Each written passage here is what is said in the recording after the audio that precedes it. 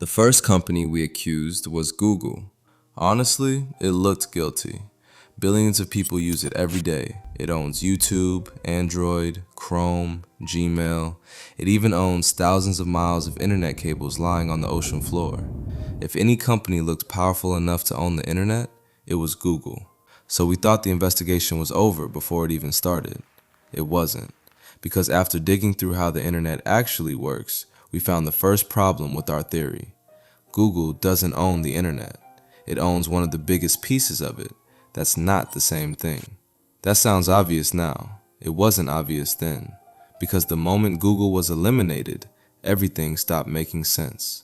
If Google doesn't own it, then who does? Google was gone. Fine, maybe Meta.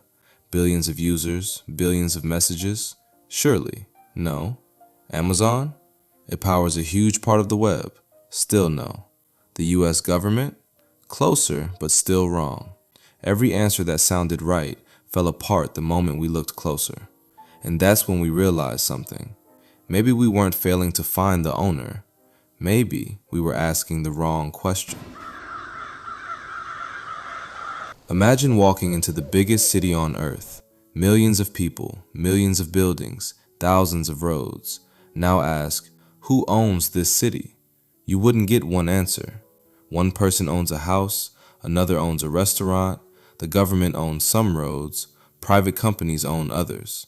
Nobody owns the whole thing.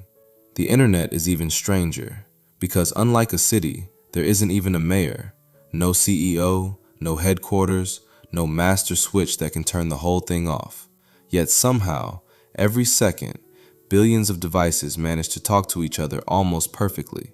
That shouldn't happen, not without someone in charge. So if nobody owns the internet, who makes the rules? That question sent us somewhere we'd never expected. Not to Silicon Valley, not to Washington, not to the world's richest company, but to a handful of organizations that almost nobody has heard of. One of them helps decide what happens when you type a website into your browser. Not the page you see, not the videos you watch. Just one tiny thing most people never think about. How your computer knows where YouTube.com actually is.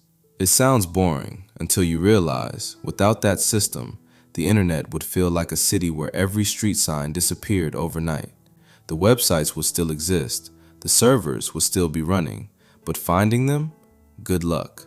That's when we discovered something that completely changed how we thought about the internet. They weren't owners.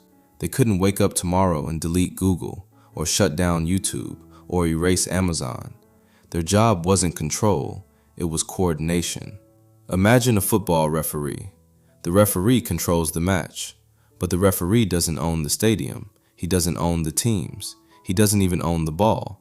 He simply makes sure everyone follows the same rules. The internet has referees, not kings. And once we understood that, our original question started sounding almost impossible. Because asking who owns the internet is a little like asking who owns the English language.